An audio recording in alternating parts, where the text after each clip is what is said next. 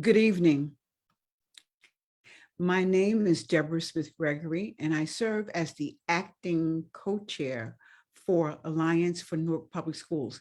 And this evening, we are going to have our final town hall meeting for the school year. And we're so happy that you're tuned in to us. We have a lot of information to give to you, perspectives. If you have any questions, you feel free to put them in the chat and we will attempt to get them answered. Today, we are going to be hosted by Kalina Berryman. Kalina, many of you may be aware of her, is a dynamo. She is, as I say, a Wonder Woman of her millennium, of the millennial group.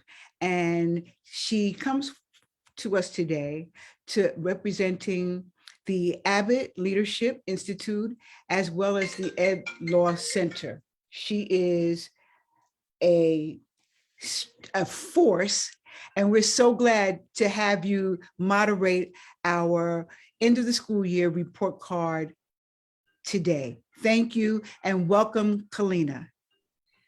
Good evening, Ms. Gregory. Thank you so much. And thank you to everyone who's joined us this evening. So grateful to be a part of the Alliance for Newark Public Schools, and particularly today, because I know that this school year has been unprecedented. It's one that left many of us kind of stunned and working to recover from the last 2 years dealing with a global pandemic that has deeply impacted our lives in every way. It has impacted our families, the way we work, the way we live, and the subject of today's report card, the way we learn and the way our children are showing up in schools. And so I'm grateful that the Alliance has encouraged us to pause in the midst of our recovery, in the midst of our push forward, because that's what we do as a community. We're Newark strong, we keep pushing. But the Alliance has said we need to pause and we need to look at our schools and check in with each other and see how we're doing so that the new school year can be not just one of recovery, but one of excellence and triumph. And so I thank you to the Alliance for Newark Public Schools for answering the call, and for all of the many, many people, parents, educators, students who took the time to let us know what's happening from their perspective. I'm excited also to be joined by Superintendent Roger Leon, who will join us as soon as he can, as we look at the data that has come out of the community report card. So the community report card was created a few months ago, and we began to gather input from various stakeholder groups, particularly students, teachers, and parents, in 5 categories. Those categories were communication, student engagement, parent engagement, teacher empowerment, facilities, security, custodial. And so we might need some assistance for Superintendent Leon to get onto the live stream. We'll let them work that out. All right, so yes. Problem solved. Thank you so much, Superintendent, for being with us this evening. Good evening. Big congratulations and thank you to the Alliance for the survey and all of this incredible information that we're going to be presenting to the community tonight. Thank you. And so first, I just want to take a moment to commend the superintendent, the teachers, the educators, the administrators, the parents, the students, myself as a parent, all of us, and how we have shown up to the best of our ability. Yes, absolutely. To the best of our ability, dealing with a new school year that we could have never imagined and never foreseen.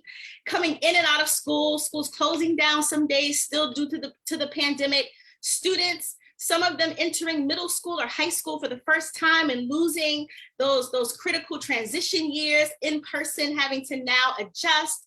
Teachers who were stretched to the max, facilitating virtual learning, doing things that they'd never done before, that we had no opportunity to prepare for, building leaders having to figure out how to make it work, and then the superintendent and his team managing it all. So we want to say just thank you to everyone who has shown up and shown out for our children. Today's conversation, though, is we've acknowledged that, right? We've given each other grace. We know that we have done the best that we can, but it's been a year. And so today is about looking at our progress and determining what each of us needs to do better for our children as we plan a course forward. From the superintendent's level, which is why we're so glad he's here with us today, all the way down to our homes, our village, our families, our community. So we're excited to share the preliminary results of what we have so far from the community report card with all of you. All right, Mr. Carr, let's start looking at the results. The Alliance for NPS community report card. So how the data was collected was there were pass and fail grades. So in each area, you either gave a passing grade or a failing grade. And we've presented the data by sections, so how students rated things, parents, teachers, and then an overall score. For our own planning and our own level of excellence, we are considering a 95% as we really hit the mark. We're using that because our goal is equity and justice and excellence. And so if 95% of people are saying we're really, really doing something great, we know we can kind of check it off as done. For the other areas where it's not that high yet, and we're only 1 year in, so we don't expect to be perfect, but those are the areas where we want to start putting in the work and figuring out how we can raise the feedback in those different areas. So the first area that we're going to look at today is communication systems. And you can see the data on your screen, but I will share just some of the overall results. In terms of information about the school or district activities beyond the district websites being made available and presented, the overall score was a 74% pass and a 26% fail, with parents being the most critical in that area and students really feeling like they were aware of the things that were happening. The teachers are somewhere in the middle. A visible collaboration and connection between the school district and the city. Students, again, felt that there was a very visible collaboration and connection. The overall score was a 70% pass, a 30% fail, with teachers saying, guys, we really need to look at this because we're not really feeling that there is enough of a connection. The superintendent and his staff put forth effort in building a sense of community. The overall score was a 63%, with students feeling like there was a great effort to put forth a sense of community, with parents being a little more critical and teachers saying, we have to do better. Post-pandemic especially, we have to do better. The school board listens to the staff, faculty, students, and parents. Overall, the score was 46% as a pass, so that is definitely an area I'm going to zone in on our school board members to look at because I know that they would want a higher score than that.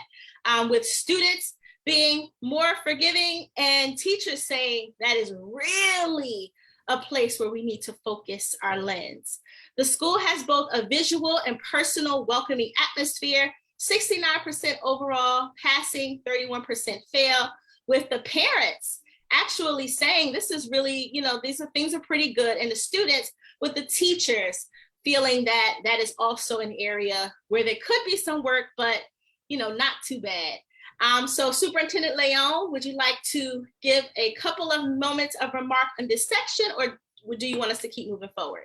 Well, let's keep going, and then I'll give kind of general statement. Yeah. Wonderful. Thank you. That's easier for me. Thank you, Superintendent. Okay, student engagement, my favorite topic. So when we're looking at student engagement, again, it's a pass or fail. So the percentage of people who gave the district a pass and the percentage of people who gave the district a fail, we got to really work on this. So the school has good accessibility to quality technological resources. Parents said 89% pass, yes. Teachers are saying, no, we got to do better. Only 57% gave a passing. Students are also saying, pretty excellent job, 88%, with an overall score of 73% passing. The school is meeting the basic needs of quality, nourishing meals and drinking water. That is definitely an area where across the board, we are saying we have to focus our lens. Students were at 58% passing with 42% fail. Parents clearly not satisfied along with teachers, 38 and 33% respectively. There is inclusion of students with disabilities in all co-curricular opportunities. 73% of those surveyed gave the district a passing grade, with 86% of students saying that there is inclusion, 67% of parents, and then teachers, 43%. The school has adequate academic counseling, college and career development for students, 69%. One of our lower markers, so we might want to focus in on that. We have students saying 89% gave the district a passing grade. They feel like they are receiving what they need, with parents and teachers evenly critical, not quite satisfied, 50% each respectively, as an area where we can put some work. There are mental health therapists on site, and accessibility to them is clear.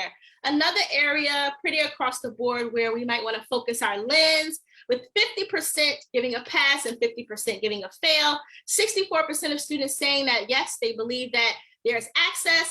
Parents in this area being the most critical so far, with 29% saying that there was a pass and 71% saying fail. So they're saying, look, we have to look at this, especially in the times that we're in right now. And teachers very close behind saying, yes, we absolutely need more mental health resources and accessibility to them made clearer, because they might be there, but do we know about them might be the challenge. So thank you. That has been a sentiment that has really been across a lot of our public discussions right now. Superintendent, am I going through these too fast, or is the speed okay? No, you're good.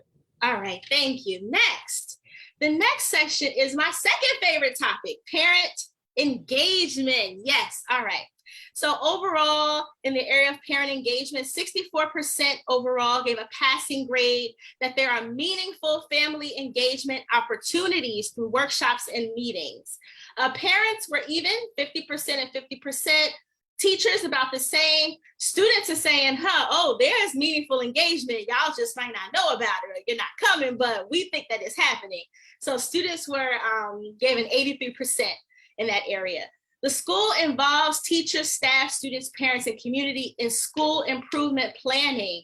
61% gave a passing, with 39% giving a failing grade. So that is definitely looking like an area to look at, especially because it's so important for our district. 73% of students saying we passed that.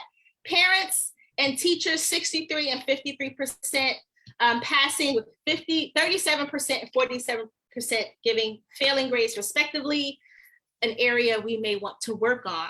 The district includes parents with decision-making about the implementation of district policy. So at the district level, how is parent engagement looking for folks?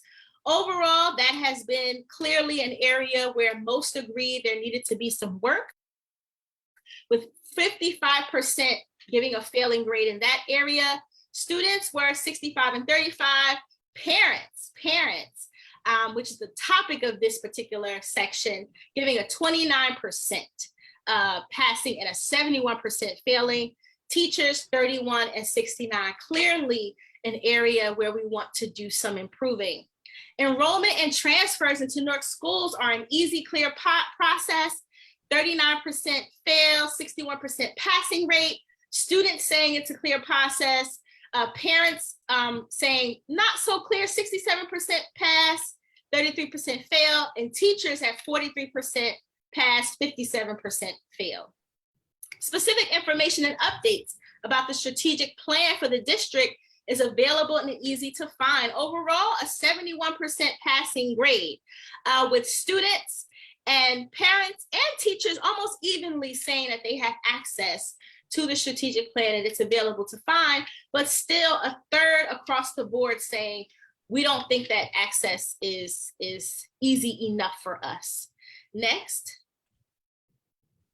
Teacher empowerment. Teachers are allocated quality resources. Overall, only 55% of respondents giving our district a passing grade in that area.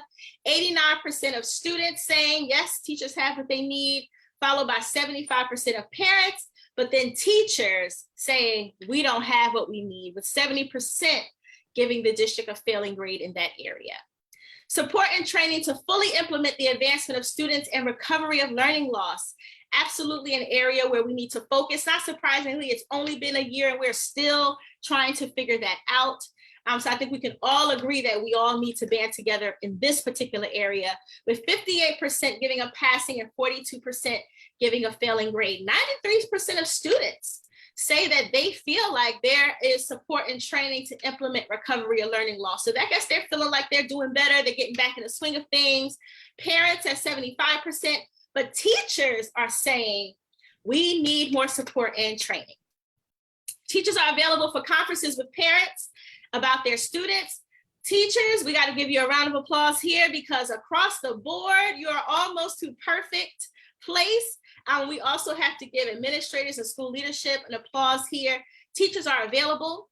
92% overall passing score with 100% of parents saying that teachers are available. And I would say that the one positive thing that I would highlight, there are a few positive things that have come up out of our resilience over the last couple of years, but definitely the relationships between parents and teachers have gotten closer because we really needed each other in these last few years. So that's a great achievement for us to build upon.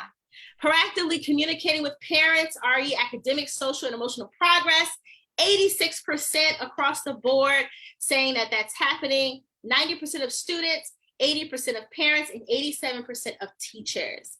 Parents and students have access to administrators and support staff, overall an 81% passing rate. So that's another area that is looking pretty good with 86% of students giving a passing grade. Again, 100% of parents saying that they have access to administrators and support staff, 75% of teachers. So kudos to our administrators and our support staff and our teachers and the leadership of our superintendent for making sure that those connections are a priority in our district. All right, and last but not least, we have facilities, security, and custodial. The schools are safe. 69% overall feeling that schools are safe, but still 30%, a third of respondents, not so sure, not giving the district a passing rate in that area. Students, 58% of our students said that they gave a pass, that they feel safe. So we might absolutely wanna zoom in on that. 75% of parents and only 19% of teachers feel like schools are safe for students, teachers, and staff. We should definitely talk to our teachers about that and figure out what's going on. That's probably one of the lower pass-fail grades so far. So we need to talk to our teachers about that. The schools are well maintained and repaired as needed. 40% giving a passing rate, 60% a failing rate. Students at 70, parents at 50, and teachers at 10%. Our schools and then the needs for repair far exceed the pandemic. This is an ongoing issue that we have been fighting for, school facilities and upgrades over the years. So it's good that we had an opportunity to hear from parents, students, and teachers officially at this day in that area, but we know that that is an area of concern. And then last but not least, the schools are regularly cleaned. 39% giving the district a pass, 61% a fail. 86% of students said that their schools are regularly cleaned. They gave it a pass. 100% of parents gave that a pass as well. 100% said that the schools are regularly cleaned, but teachers are the reason for that dip because they're saying not to our standard, not quite enough, only 50% passing with a 50% failing. So again, passing is, for our all intents and purposes, areas where we're doing good, but we really need to, we can continue to do better. And failing is just areas where we need to really zoom in on. And over the next few months, think about how we're going to raise those scores for the next report card. So thank you. We'll share some of the qualitative data a little bit later, but now we want to turn it over to Superintendent Leon to respond to what he's heard so far. Yeah, so I know that I've seen the whole entire report with all of the grades, and while the grades break out across students, parents. I'm sorry, Superintendent. Yes, please pull up the grades. Thank you. Yes, so wow, so we'll let this be the backdrop, Superintendent, as you give your remarks. All righty. If we go to the next one where it has the cumulative grades, there's a narrative. Those are some really great comments that are there. So first, I just wanted to thank everyone that filled out a survey, and to know that whenever you're being asked to do this, that the data that we collect, we look at it very seriously. One of the things that I did the last time, the Alliance, when Roberto Cabañas did the presentation, is we incorporated the data into our reporting, because it helps us get a bigger picture of what really are the issues to make sure that we're addressing them properly. Just very quickly, we do have a 10-year strategic plan, and we are just in the second year of its implementation. But we learned something really, really important during the transition period from a state operation to local control. We call that NPS Clarity 2020, where we took a real concerted effort for a year and go, do we know what all of this means? And what all of this meant was the 25 years of state operation.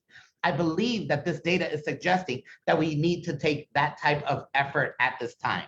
We're going to focus really, really extensively next year on implementation, but the communication aspect has to be broad. The only answers to these questions based on what person's perceptions are. So we have to explain to other people what is occurring for everyone in our organization. So we need more eyes on the prize in terms of what it is that we're saying we're doing, making sure that we're constantly communicating efforts and showing how we are growing along the way. So everyone's perspective is extremely important in actually funneling and allowing to influence the incredible work that we know that we have to do. We are not satisfied with these grades. We know that we are far better than what has been highlighted, and that there's a lot of work that needs to occur to get us to where we all know we are going to be. So I'm just really appreciative of all of the folks that completed the survey, the creation of the survey, and I want everyone to know that it's going to influence a lot of our work. And I know that the conversations I have watching a lot of my staff members that will take all of the conversations from all of the guest panelists, spearheaded by Kalina and Ms. Smith-Gregory, to really engage and influence additional work. So I'm just really applauding all of it, and obviously thank all of the panelists for the input that they're going to provide during the rest of this session. Thank you, Superintendent. And so I just want to ask two quick questions. I'll ask them together, then we will have you watch with us with your camera off and muted with all the other panelists, and look forward to hearing your feedback. So my questions are, one is, I know that these areas are things that you're thinking about all of the time, that your leadership is thinking about all of the time. So can you identify maybe one or two things that are already in the works to address some of the concerns that parents, students, or teachers have? So one or two specific things that are we can expect for the new school year. And then also, how can we as a community of advocates who care, because this is a village, we all have a responsibility here. How can we help in making sure that one or that second thing happens? So what are two things that we can kind of zero in on, expect as you're already ahead of the game addressing it? And then what can we do to support our district in getting that done? So on the first one of the things that was really important as we were learning together during this incredibly horrible pandemic over the last 2 years, and I just, send my prayers and lots of love to everyone who has endured along the way. This is a virus that has impacted everyone or somebody that you know in a really important and dramatic way. So at the height of it, when we were learning that contact was a contributor to spreading the virus, we turned off all of the water fountains. That wasn't that there was something wrong with the water. It was just because we didn't want constant people congregating there. And so we obviously know what the impact of that. By not turning on the waters, there isn't water in the schools. So instead of just turning them back on during spring break and in the days leading up to it, we've tested all of them. They're still in the process of being tested. But the thing was, do we turn back on the water? What happens if something like this happens again? We'll have to turn it off. So no, in the end, what we decided to do was to replace all of the water fountains with contactless water fountains. The cost was quite expensive, but the strategy, I think, is the right one, so that if there's ever something similarly associated, while we would pray that there wouldn't be, the whole idea about creating and installing contactless water fountains was really, really smart. It's taking a lot of time. So we know that into the start of the school year, hopefully, and we will report that out obviously at our board meetings, where are we at that point in time? So I want you to know that there have been strategic learnings that have occurred in the last 2 years that have helped us, and that some of the strategies are far ahead rather than others, just to address the water issue in particular. In terms of the second, what could the activists do? Continue to do what you're doing. I need your eyes, so that when we say this is what's occurring, I need people to have confidence enough to say it's not happening here or it's not happening there. And then for us to be able to consciously analyze what is going wrong. Why is this issue not being resolved? It's resolved in every other school, but why is it a problem here? What supports do we bring to teachers and administrators at particular schools to help them accomplish the goal, especially if everyone is doing well? And then also to be very self-reflective. If in fact everyone is having the same problem and we're honest about that, then how do we systemically make necessary changes? So we need the activists to just do what you have historically done. Have your eyes on the particulars that we're saying are necessary for us to accomplish the goal, and continue to keep being honest with us so that we can make the necessary adjustments along the way. Thank you, Superintendent Leon. And so we're going to do just that. This report card is going to drive the work of the Alliance for Newark Public Schools through the summer and into the coming year. We are going to be focused on the areas of most concern and working very closely with you and your leadership and everyone involved in educating our young people to make sure that next year's report card is higher and greater, and that we've done all that we can to give our children the best that they deserve. So thank you so much for your time. And for being so willing and engaging in this conversation. We invite you to mute and to turn your camera off. Please, you're welcome to stay along with anyone else to listen as we hear from our section. So thank you, Superintendent Leon. All right, so before we get into the next segment, I believe we want to share some of the comments that have also come out. We've shared with you the data, the pass-fail rates. You see in the report card overall that there are some comments in each of the areas, with the district overall receiving about a B- B in each of the areas. We want to share now and some of the comments that also came through. And I want to say, I saw the full report. There were tens and tens and tens of comments. And so if you completed the survey, thank you. Because typically when people complete surveys, they do not necessarily take advantage of the opportunity to leave a comment. But there were 8 pages of comments from the community. And that lets us know that getting this information, having the opportunity to report out on where they are and what they're experiencing mattered. So in communication systems, someone said, in regards to activities happening in the city of Newark, testing and COVID protocols, there is a lot of information being released and communicated well. However, making sure school culture is back to feeling like school and fun, it was very hard and sort of forgotten in all of the political mess. So, and I've heard that a lot, that schools just were not feeling fun. Students were so kind of socially disconnected. And there was such this movement of getting back to academic needs and learning loss and COVID protocols, that school kind of lost a bit of the fun and the social aspect of it. So that has been a message that has traveled across our city. And hopefully we are getting back to where we used to be, and even better. Student engagement, I think we have barely enough academic counseling, better than when I first started working here, but still we need more. One person does the entire school, and the social worker doubles as guidance counselors. They do a great job, but I think we need more personnel, especially at a dual enrollment early college school. That is an issue that we have been fighting long before the pandemic. We have got to staff up, especially in the area of post-secondary planning, future planning for our young people. That is something that we should be able to make happen in our advocacy. We need to push for. Parent engagement.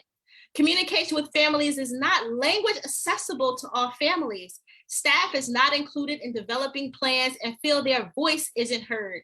Parents struggle with online systems because they are confusing.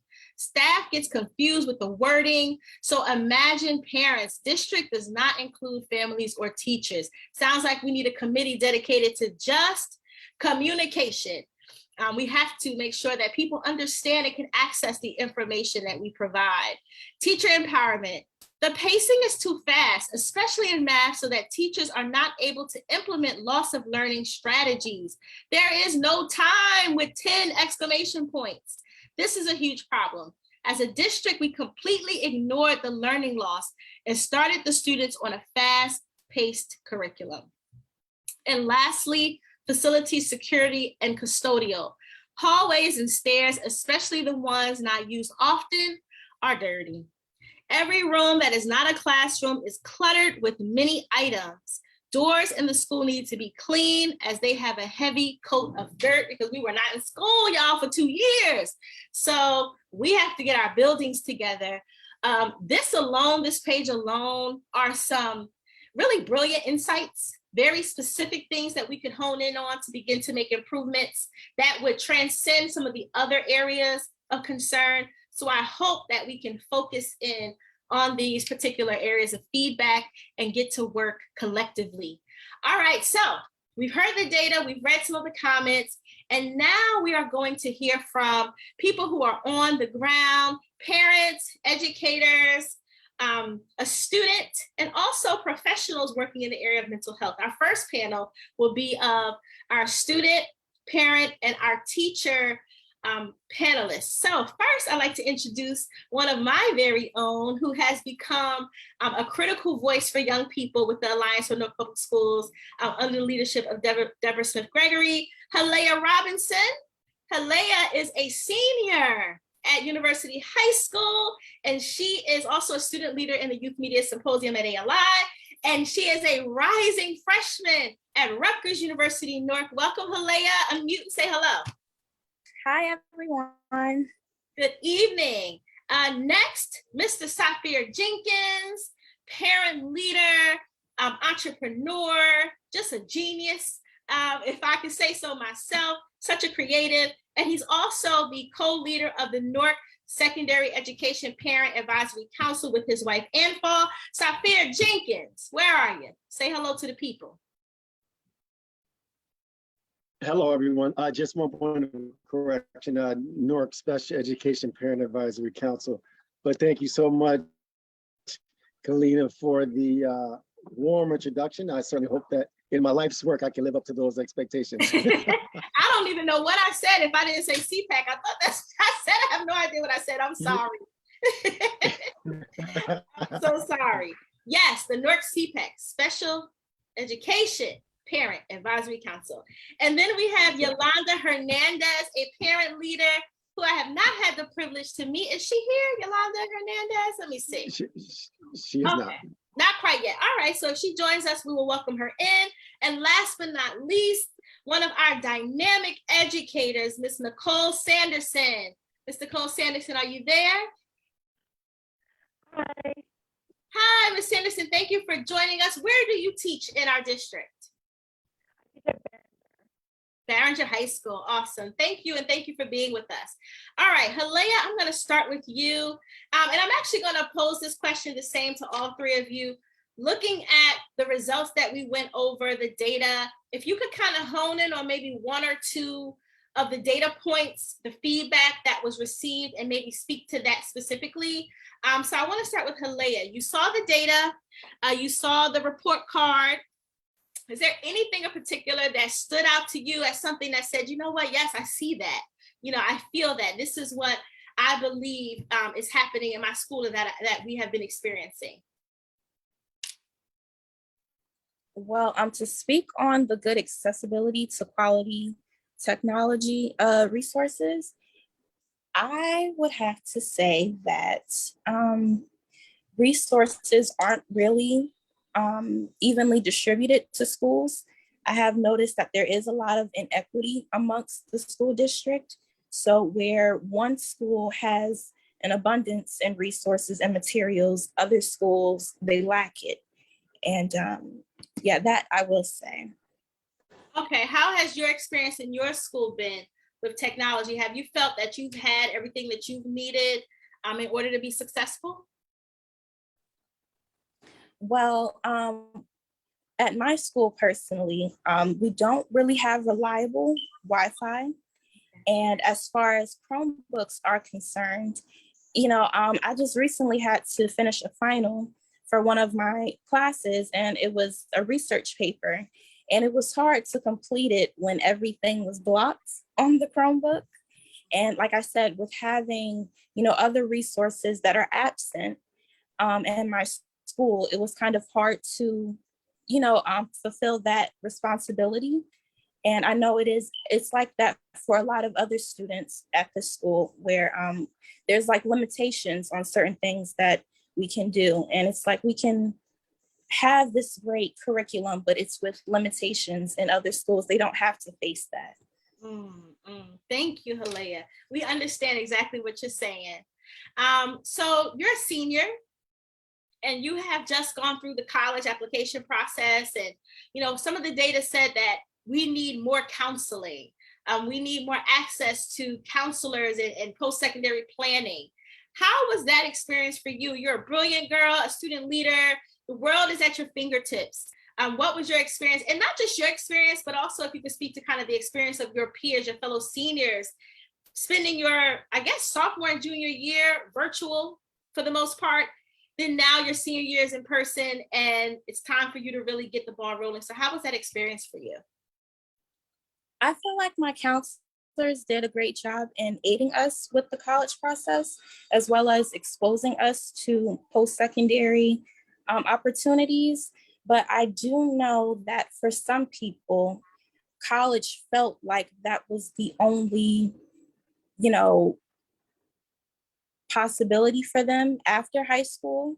And some people weren't as educated. And I'm speaking on, students outside of university as well, because I'm a part of Youth Media Symposium and we're all from different schools. And I remember one girl at North Star, she had stated that, her school pushes the idea that college is the only thing to do after high school. And I feel like we need to implement programs such as, I know we're all these schools that are, in construction, like the School of Fashion and Design and other schools as well.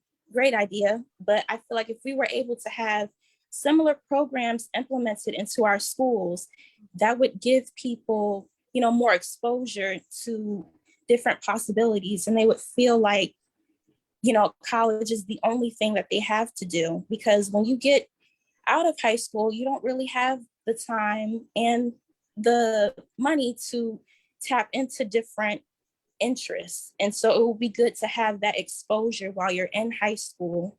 And I think, excluding the existing schools out of having that type of opportunity, it just doesn't feel great. Halea, you just solved a problem that has gripped our city for many, many decades with your remarks. Yes, you're right. So you're saying that not only do we need to expand our idea of post-secondary education, because there are many ways to be educated, we also want to make sure that young people have the opportunity in school to explore the possibilities. Is that correct? Awesome. Yes. Okay, well, you know what? We got to make sure that we adjust the report card for next year and see how we're doing with that. And hopefully when you get into college, you can be one of those thought leaders helping us figure that out, okay? All right. Yes.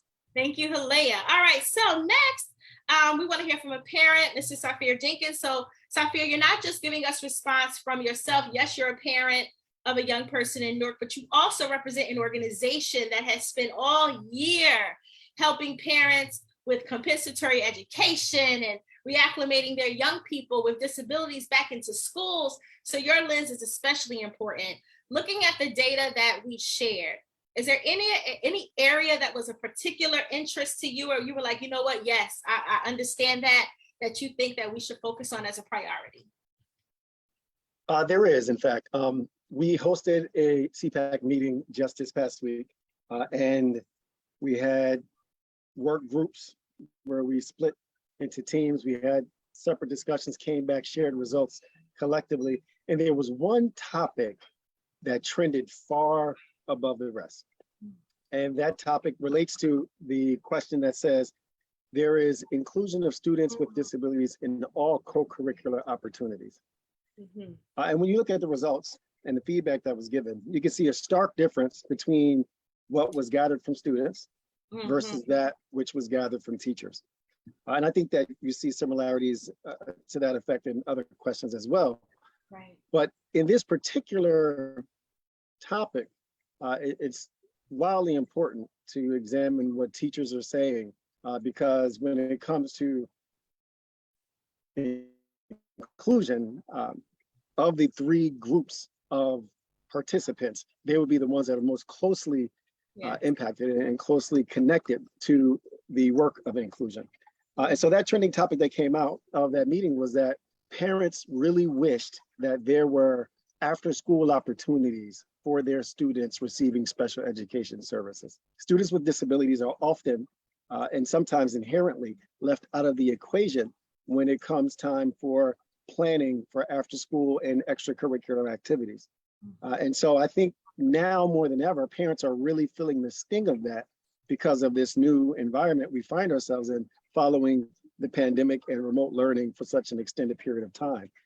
And so it really is a need and definitely a great opportunity for the district to come together and band together around this topic to really put in solutions that are sustainable and accessible, again, equitably across the district, so that parents are able and better suited to be able to participate and have their children participate. Absolutely, Safir. We work together on the Newark Redefining Access Collaborative dedicated to figuring out how to make sure that pre-college programs are accessible to young people with disabilities, because that's the fact. A lot of our young people who are disabled, they go home after school, and there are reasons for that. And we do need to examine that because they've had learning loss as well during this pandemic, and not just academic learning loss, but learning loss when it comes to navigating their disability.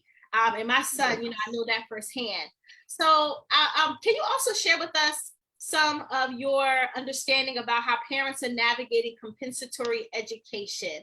Speaking of learning loss, compensatory education is something that is supposed to be accessible, a conversation that is supposed to happen during IEP meetings between parents and the IEP team, which is inclusive of therapists and the school leadership.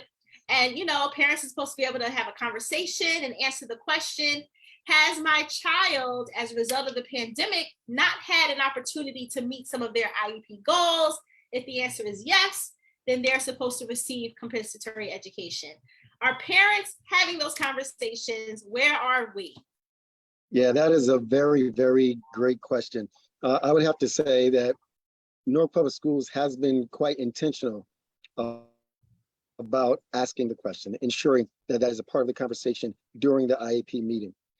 And I have to take my hat off in acknowledgement of that fact, because it's a topic that comes up monthly during every meeting so that parents are aware. And we've also been very adamant about including that discussion throughout multiple meetings, even when the topic is something else. But one thing that I have noticed as it relates to compensatory service is the manner in which those compensatory services are delivered, right? It's not as if parents have a menu of options from which to choose the method of delivery or the method of catching up, and even the means by which they adequately agree that the catch up has been achieved.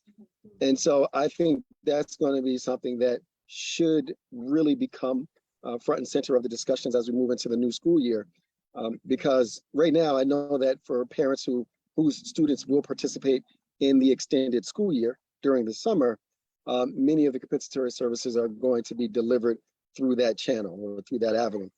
However, not every parent is going to have that opportunity, nor will every parent have means by which to take advantage of that opportunity, because most often that extended school year will not take place at the school that the student normally attends.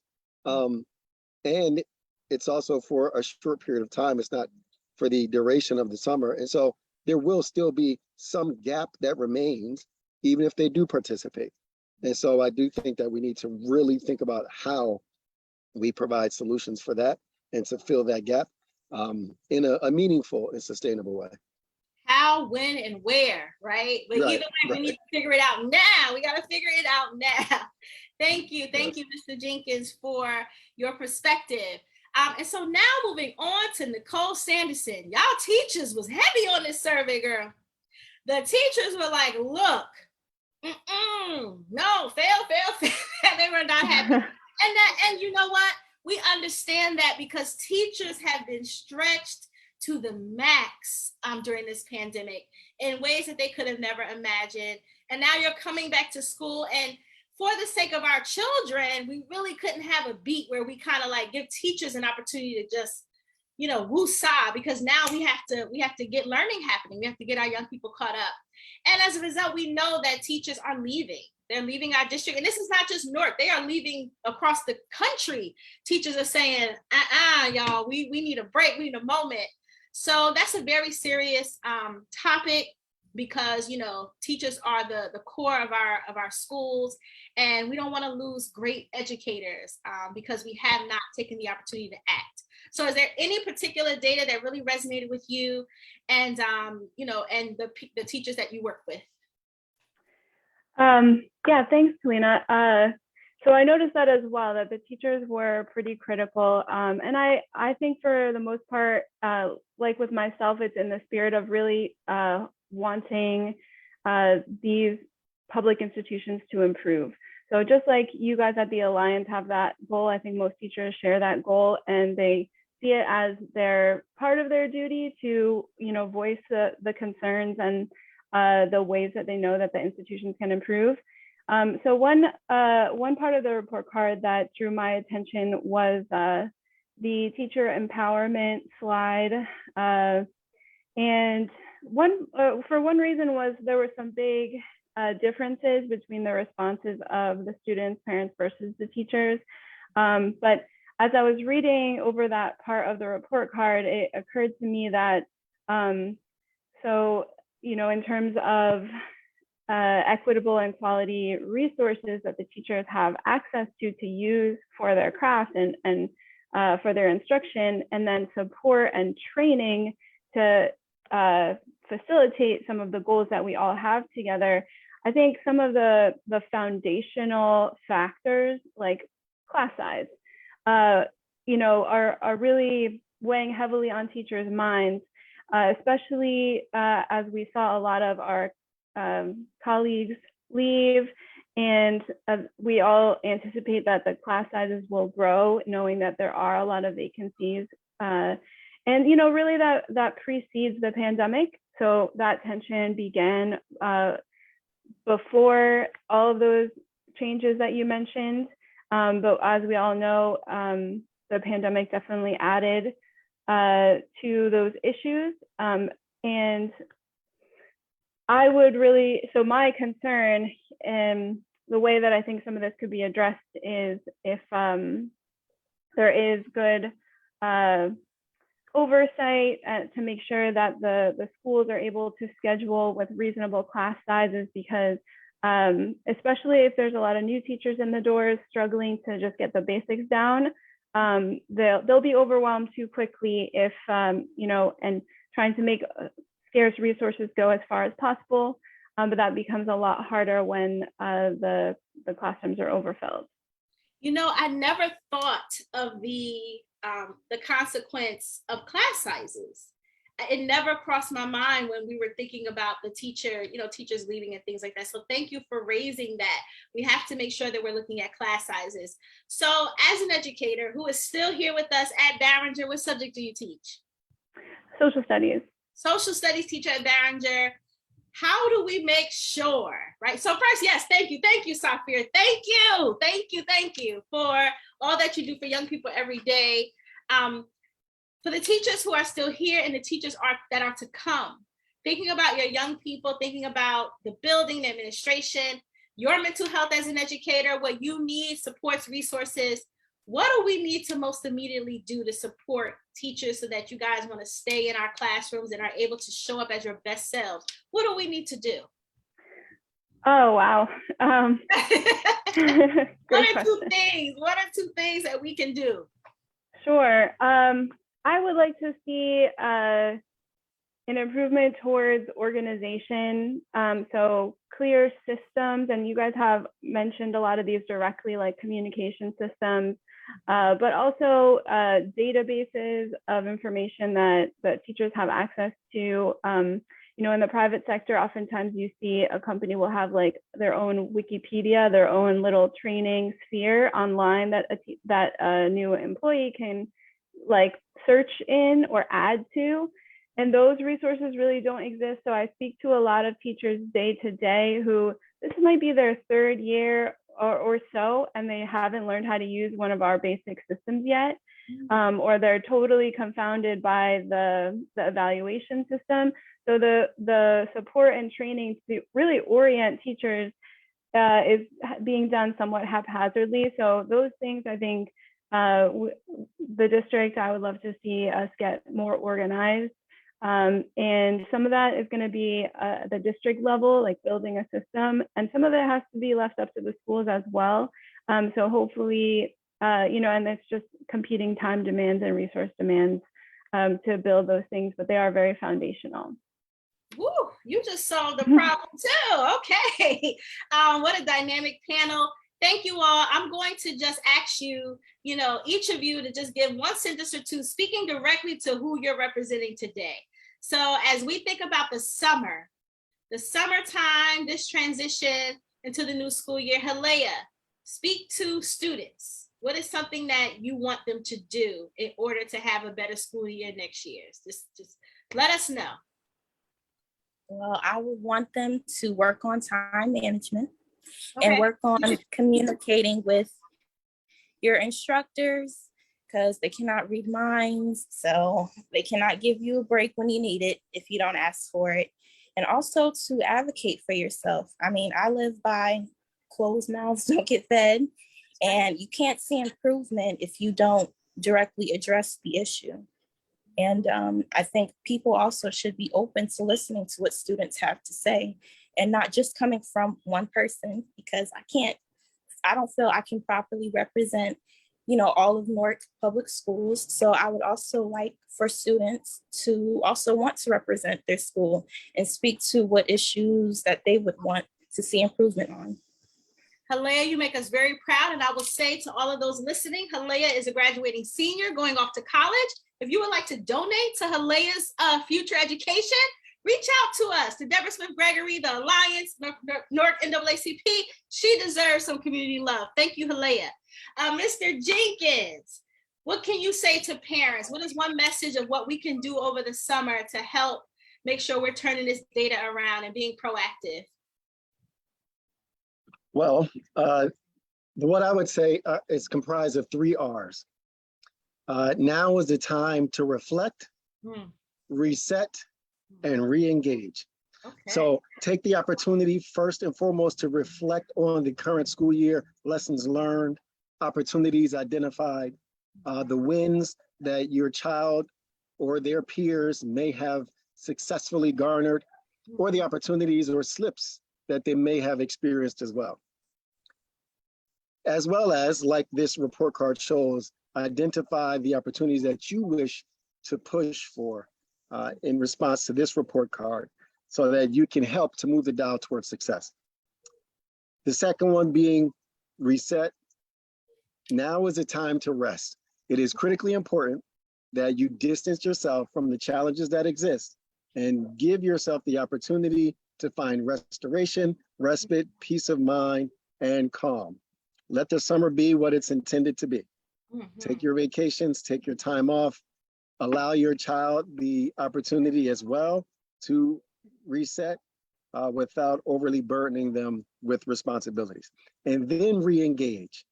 After you have found your rest and your respite, come back ready to re-engage and to push toward an innovative and inclusive environment for your child and those like them.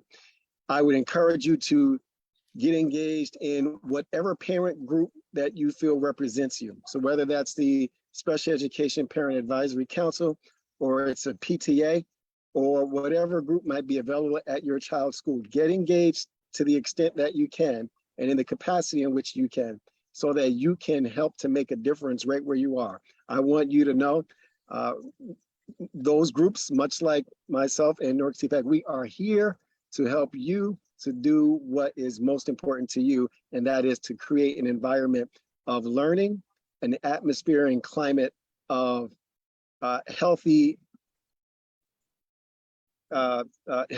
initiatives, whether by mental health, physical health, and everything in between, and one of safety, inclusion, and forward mobility. So take those R's. Yes, that's a sermon right there. Reflect, reset, and re-engage. I'm going to make that into a poster. That is excellent. Yes, reflect, reset, re-engage. I think all of us need to take that advice. Thank you, Mr. Jenkins. And last but certainly not least, Ms. Sanderson. Talk to your teachers, girl. They are not feeling things right now. So what can you say that's going to encourage them to keep pushing forward? What should teachers be doing this summer? Yeah, I think that teachers really benefit and everyone benefits from us teachers connecting with each other and maintaining our own communication systems to easily share information. You know, famously, teaching can become siloed. You know, we can end up spending a lot of time apart from each other, especially when we're under a lot of time pressure. And so I think one antidote to that is staying in touch with each other. So like we have group chats now, like get together with your department and make sure you have something going throughout the summer and into next year. I'm recommending to my building to we're going to set up a Slack network so that we have an easier way to reach each other that's pretty convenient. And then for every department is all on the same page about major issues. We are so proud to have the three of you representing our schools, our parents, our educators, and our students. Thank you guys so much. I'm going to invite you to turn your camera and mute off and mute your mic so that we can transition into our next segment. But thank you all so, so very much for your input. It really was amazing. Thank you. All right. So, I mean, what brilliance we have at our disposal in Newark for Newark Public Schools. Thank you again to Halea, to Safir, and to Nicole for their feedback. Now we're going to talk to some of our mental health professionals and those who are working in the area of school discipline and justice-involved youth. I'm going to introduce them. Mental health has been a topic of discussion for the entire year. Every single panel conversation we've had, folks are crying out. Parents, students, educators, administrators, leadership, anyone affiliated with education, and even just in the world, you know, we are all trying to heal, trying to recover. There really was no opportunity for a pause. And so mental health challenges are showing up in our schools undoubtedly. And I want to introduce 4 people who are helping on the ground, helping to make us better and to move us forward. First, proud to welcome Dr. Monique Swift. She's the president of Black Psychologists Association of New Jersey, and she has worked to make schools more trauma-informed so that we can do the work of trauma-informed care in a thorough and efficient way. Welcome, Dr. Swift. Thank you for being with us. Please say hello, Dr. Swift. I hear your voice. Yes, good evening. Hello, everyone. Thank you for having me. Thank you for being here. Mr. Elvin Vallejo from Rutgers University Behavioral Health Care, currently working in schools, providing mental health counseling for young people, helping teachers to incorporate social and emotional learning into their classrooms, and also helping parents to bridge the gaps with their young people. Thank you, Mr. Vallejo, for joining us. Please say hello. Good evening, everyone. Good evening, good evening. Next up, Ms. Rebecca Raftery from the Education Law Center. She is one of the fellows. Rebecca is working in the area of school discipline. Rebecca, please say hello and welcome. Hello, thanks for having me. Thank you for being here. I'm also working with young people and families at NPS. And then Ruby Kish from the Education Law Center, who is working with justice-involved youth. She's an advocate. She is an advocate for justice-involved youth in our schools. Thank you for joining us, Ms. Kish. Did I say that correctly? Yes, you did. And thank you for having me. This is great. All right. So you all have the challenge of thinking about everything we've heard. We heard from the data, we heard the comments, we heard from Superintendent Leon, our awesome panel that preceded you. And so we want to take a moment just to talk about mental health and specifically your work and how you're contributing to helping us to recover, to heal, and to move forward in a better way than we were before the COVID-19 pandemic hit our schools. So Dr. Monique Swift, I want to start with you. Can you tell us just some of your immediate thoughts about what you've heard so far, and primarily about your work helping our schools to become more trauma informed, and why that's so important right now? I know it was important before, but why is it so important right now? So some of your preliminary thoughts around what you've heard, and then the work you're doing and why it's so important. Okay, thank you. So yes, I my expertise in the area of trauma, and so I tend to do a lot of work to help professionals in different settings to become trauma informed. I've worked with the school systems, I've worked with the hospital system, I've worked with police officers, and so trauma exists in multiple realms, and all of us need to be a part of addressing the problem. It is a public health issue. And so, so that's kind of what I do in terms of, well, I just want to kind of just give some form and shape to what I'm referring to when I'm talking about being trauma informed, what that means. And so, essentially, there's a parable that I use sometimes, and I'll use that parable to help explain. You probably have heard this. The parable talks about three friends who are out at a park or out in a park and walking along the stream. And as they looked out into the stream, they noticed a baby that was in the river, and the baby was heading for the fall. So they immediately jumped in and tried to get the baby and help the baby, but they noticed that there were other babies that were coming down the stream as well, and they tried to save as many as they could. But one friend got out and began to build a boat so that they can get more babies from going over the fall's edge.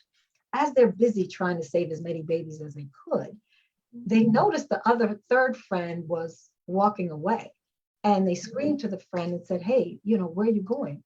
The friend said, "I'm going to find out who or what is throwing these babies in the water."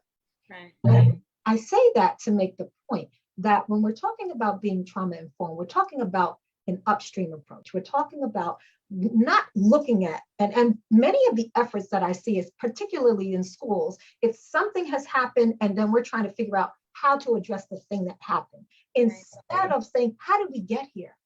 What led us to this point? What happened upstream? What needs perhaps were unmet, right? These are some of the things that when we have a trauma-informed view, a trauma-informed lens, these are the questions that we begin to ask. It's also being trauma-informed is predicated upon making a key paradigm shift. And that key paradigm shift is one from what's wrong with your approach. We're sitting here in the wake of COVID, right? In the wake of this pandemic, and we're saying, look at all the problems. There's learning loss. There's, violence and increase in violence, and all this is going on. What is the problem, right?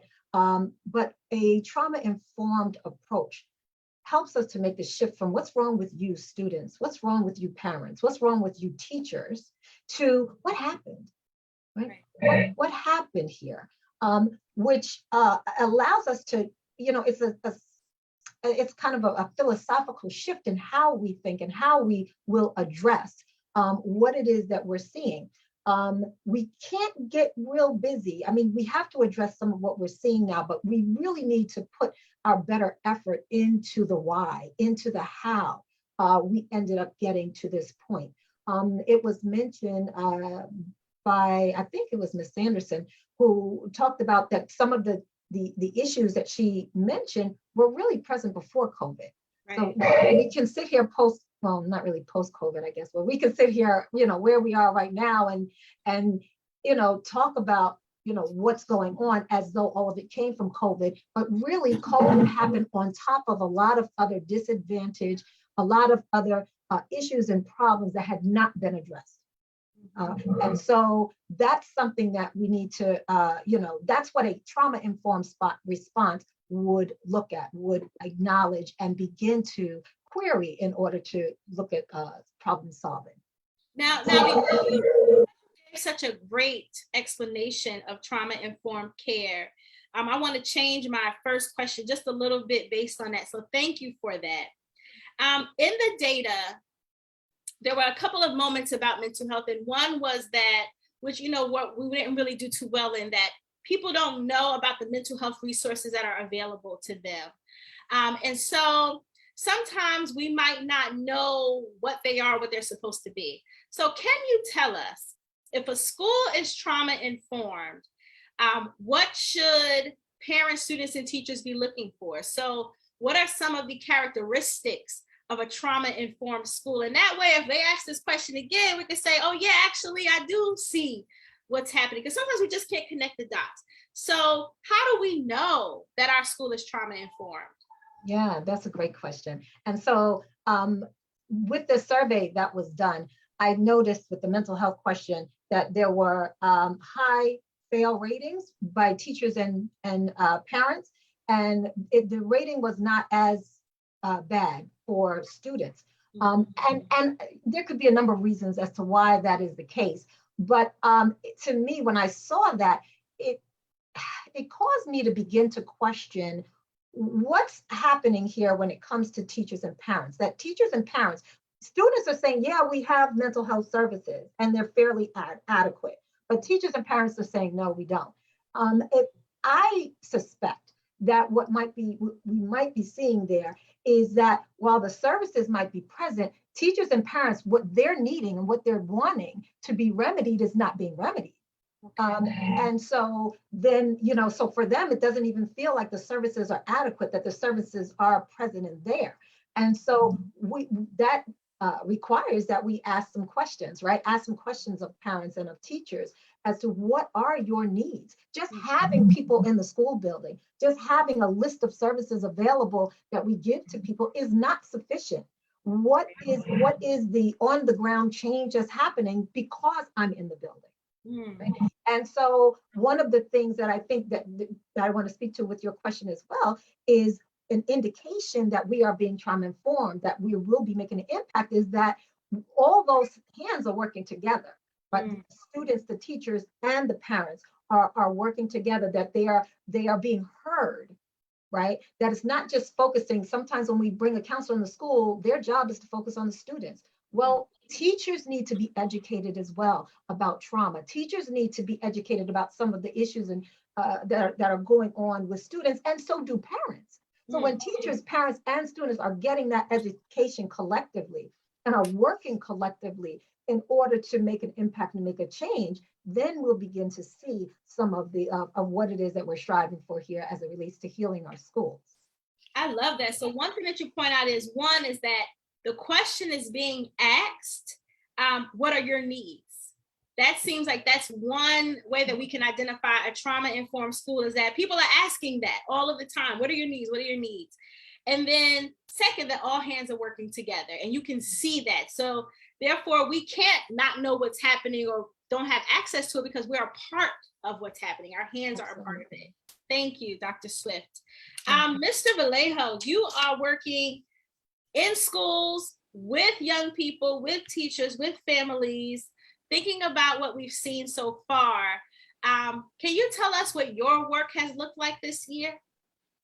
Well, my work has been more challenging this year because of the number of students that need services, right? I've been working obviously a number of years prior to the pandemic, and what we're seeing is 3 to 4 times the number of students needing service. Unfortunately, we're only having 1 clinician, maybe 2 clinicians within the school. So there's not enough of us in the building to be able to meet the needs of the school.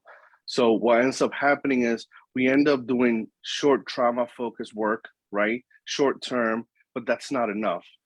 So a lot of times we end up referring students to outpatient services, community resources.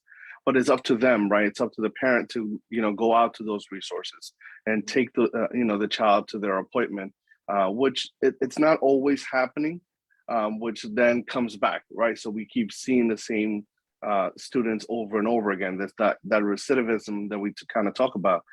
So it is difficult for us to be able to see as many students as we would like. If you look, the particular school that I'm working now, there's 900 students and there's only one of me.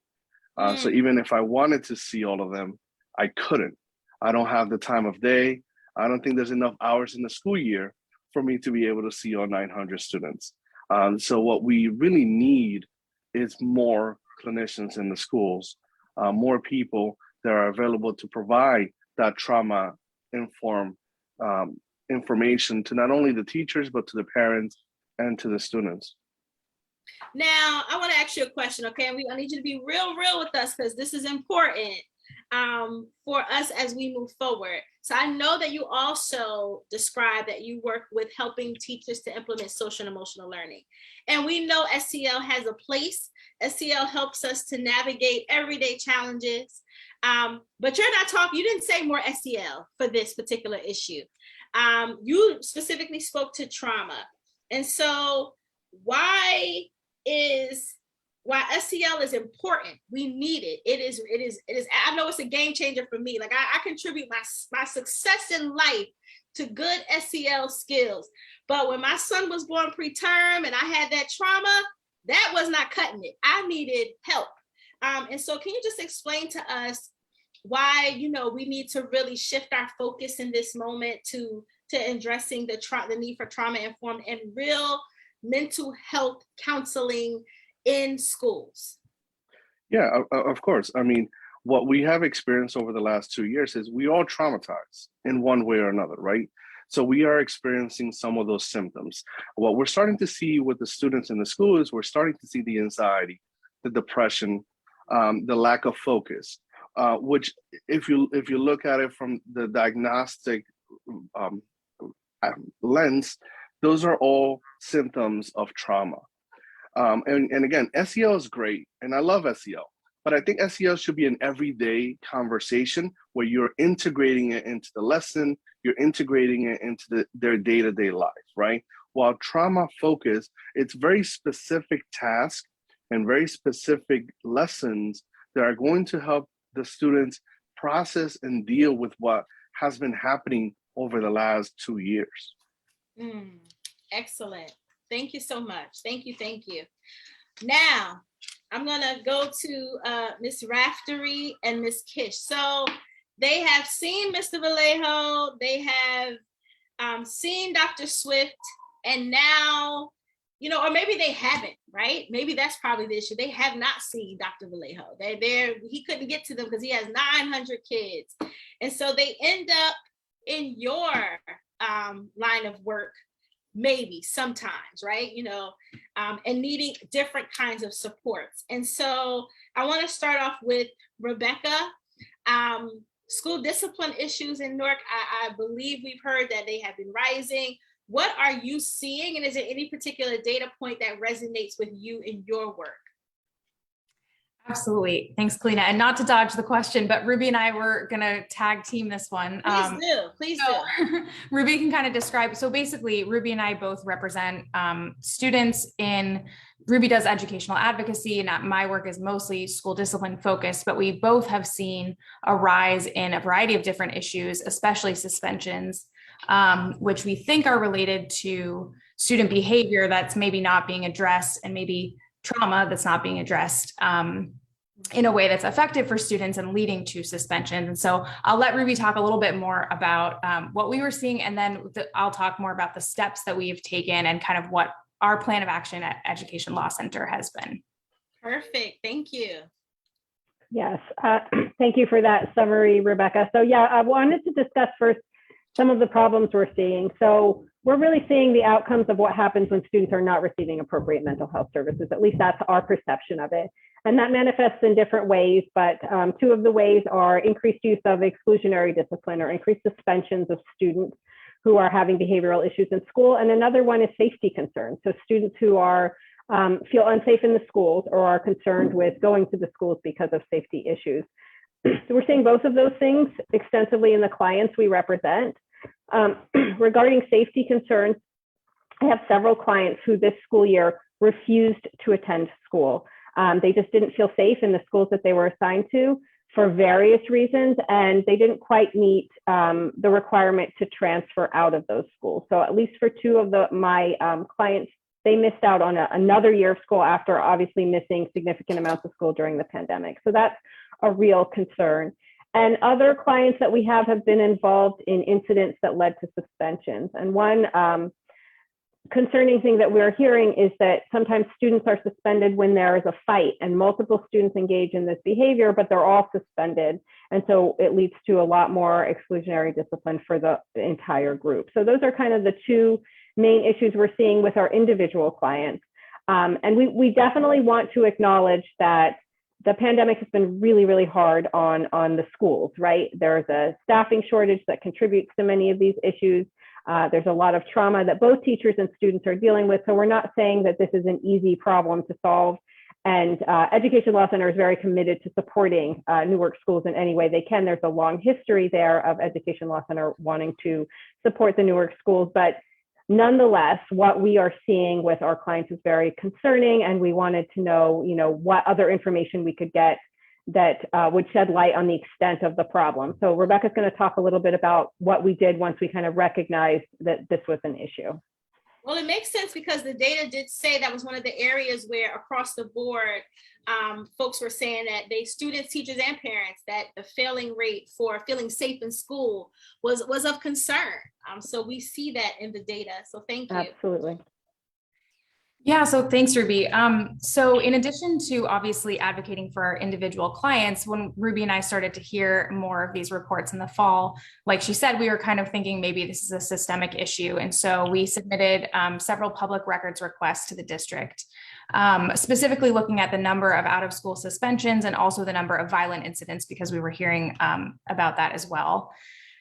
In 5 of the district high schools. And it was the fall when we made the request. So they were focused on the beginning of the school year data and then prior school years as well.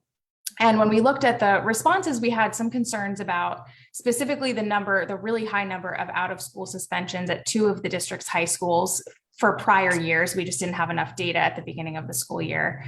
And then also the disproportionate use of suspension on students with disabilities, which is definitely a major concern of ours. It seems like based on the information we had, there's an underreporting of the number of violent incidents from the beginning of this school year. And then we also saw that there were declining enrollment numbers at certain schools in particular. And so all of this together to us really indicates that at least some students are not feeling safe and supported at school. And kind of goes back to everything that we've been talking about. And it seemed, of course, it's not causation, but it seems like maybe some of these trauma-informed strategies, if they were implemented instead of using exclusionary discipline, we might not be seeing these outcomes.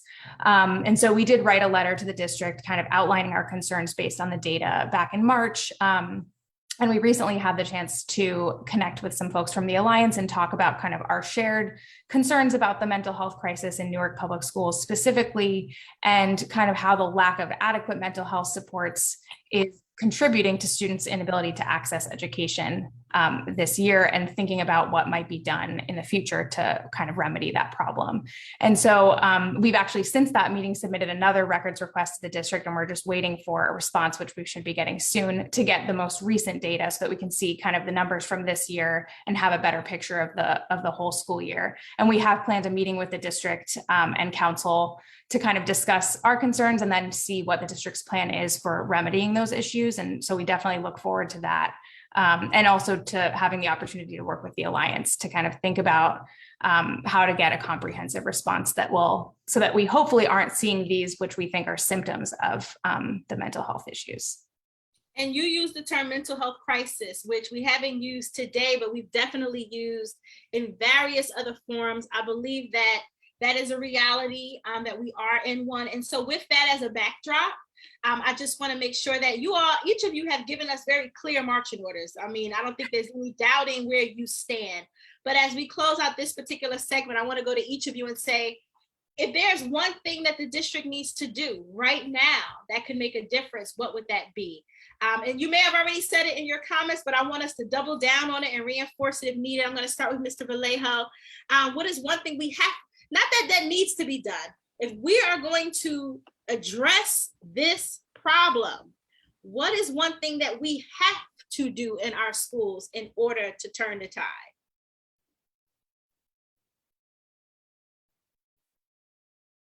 I think Mr. Vallejo. Okay, wait. Oh, there you go. You froze for a second. Yes. What is one thing we have to do? Okay, sorry. I think that, obviously the first thing that I would recommend is more mental health clinicians within the school buildings. If that's not feasible, obviously I understand the schools have a budget. It's find ways to educate people within the building about that trauma-informed, what they can do, what they, signs and symptoms that they can recognize so that they can start to have those conversations with parents and start to have those discussions with administrators or other staff within the school. Mm-hmm. That what happened conversation that Dr. Swift was telling us about. Exactly. Thank you, Mr. Vallejo. Dr. Swift, what do we need to do? Well, one of the things that I haven't heard discussed here this evening is race and the structural impact of race. And when we're talking about schools in Newark, we are definitely missing the mark if we're not factoring that in. And so when we don't factor that in, what we're excluding is a larger world context that is impacting and influencing what we're seeing, but we're not paying attention to that. We're exclusively looking at the behavior and how can we change this behavior? We're not looking at the broad impact inputs that's creating what it is that we're seeing. And so while, yeah, I think we were broadly, all of us impacted by COVID, for example, but at the same token, that pandemic happened, but there was this, people were talking about the dual pandemic, and in some arenas, there was the syndemic. That term came up. There was a syndemic that was happening where, while many people are experiencing one thing, Black people, specifically Black and Brown people, were experiencing another layer and level of trauma. And so that hasn't been spoken about. That has to also factor into this question of, what do we do and how do we do what we do? We cannot ignore that racial factor. Going back to your parable, you took us back up to the top, right? And said, wait a minute now, we know the pandemic is impacting us, but let's not just treat the pandemic. Let's go back to the top and say what happened, what's really happening, and get to the core of it. So thank you for that reminder. Absolutely. Thank you. Good doctor, thank you. And last but not least, Ruby and Rebecca, what can we do? You work with young people and their families all of the time. What does the district need to do right now? I think I'll just say this is pretty broad, but I think there needs to be a commitment to creating a plan to start the next school year with a really strong commitment to, all of the approaches that the experts are talking about. I'll leave that to them, but I think trauma-informed schools and having more school-based clinicians is really important. And I think it just needs to be a comprehensive, concerted effort to address the issues that way, and then hopefully not use exclusionary discipline, not rely on suspensions, and kind of make that mindset shift of dealing with issues in that way and kind of creating a comprehensive plan. Thank you. So Rebecca essentially took the words out of my mouth. Absolutely, I think a plan, and I also think the district needs to engage with stakeholders in creating that plan. So I think that's really important that they have a committee of stakeholders, including teachers, parents, and students, to understand exactly what the needs are. And the New Jersey Department of Health has their own resource guide that they recently came out with in February on how to provide comprehensive mental health services for schools. And I think that Newark should take a look at that guide and use it as a model.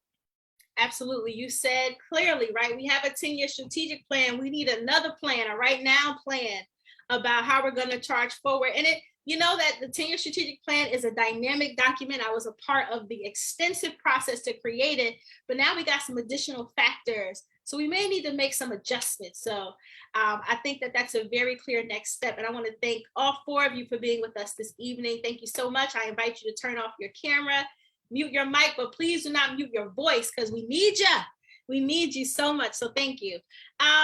So that's it. We've heard from the community, the parents, students, and teachers who completed the survey. Thank you so much. See, you did the link and your voices were heard and shared in this public format.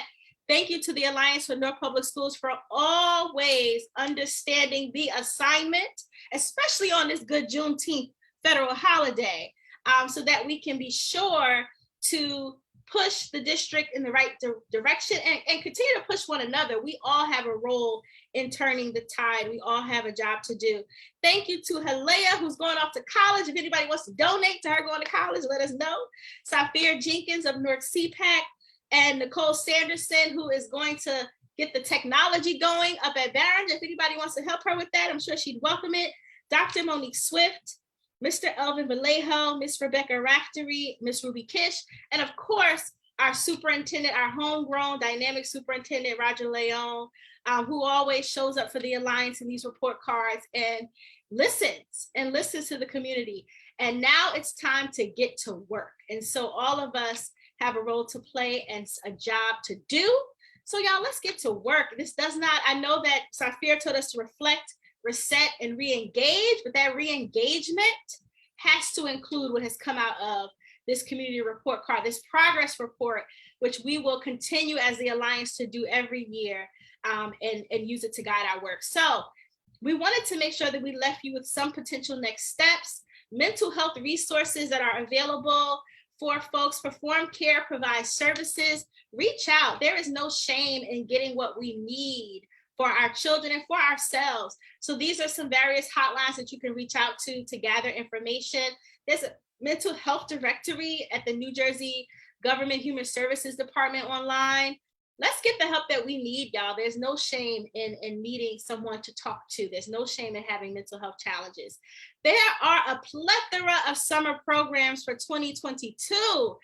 There is information on the NPS website about all of the summer programs that are available. While we are reflecting, resetting, and re-engaging, we can reflect, reset, and re-engage in a summer program. Summer programs provide our young people access to enrichment activities, trips, fun learning, hands-on projects. Their networks expand. Some of that post-secondary exploration that Halea was talking about, that's happening in our summer programs. Some of that fun and excitement that schools may have been missing because we were so heavily trying to accelerate learning, they're in our summer programs. So let's consider getting our children enrolled. And if you want information, the NPS website has it, all right? So be sure to check it out. Is there any other information that we want to share this evening? Okay, I think that's the last slide. So again, on behalf of the Alliance for Newark Public Schools, its outstanding leadership, all of those who work tirelessly to make sure that our voices are heard, we thank you so much. Thank you to everyone who participated in the survey. Thank you again to our superintendent and to all of our panelists tonight. Y'all, now let's get to work, all right? So have a good rest of your Juneteenth evening. I'll hand it over to our co-chair, Ms. Deborah Smith-Gregory. Thank you, Kalina. I just want to thank you for steering this conversation. We have to continue to engage one another and have these conversations. We can look at the report card and then we can make interpretations and we can get individual perspectives. And then, as you say, then we can get to work. The children are not well. The adults are not well. Our communities are not well. And we need, it was such a wonderful explanation that Dr. Swift gave about going upstream to get to the root and the heart of the matter. And so as we close out and we look at all of this information, we are going to present it again tomorrow at the Newark Board of Education meeting to the Newark board members so that they can have it, so that we get ready for our September. We have lost so many good people who have left the district or placed themselves on pause because they are traumatized. And we can't act like everything is business as usual and we just have to get back into schools. It is, as Safir Jenkins said, we need to reset to re-engage. And I just, again, on behalf of the Newark Alliance, the Alliance, but Newark Public Schools. I want to thank all of our panelists and all of the information that you have given us. I have hope that when we put our hands on the work collectively, that we can make a difference collectively. So on behalf of the Alliance for Newark Public Schools, thank you again, Kalina. Thank you, Paul, the person that is doing our behind the scenes, who created the graphics for the report card and the interpretation. And we look forward to working with each of you again. The information will also be posted on the Alliance for Newark Public Schools Facebook page, those list of the slides where get help. There's no shame in asking for help. There is shame in needing help and not getting it because you're too ashamed to ask for it. And our children need us all. Thank you. Good night.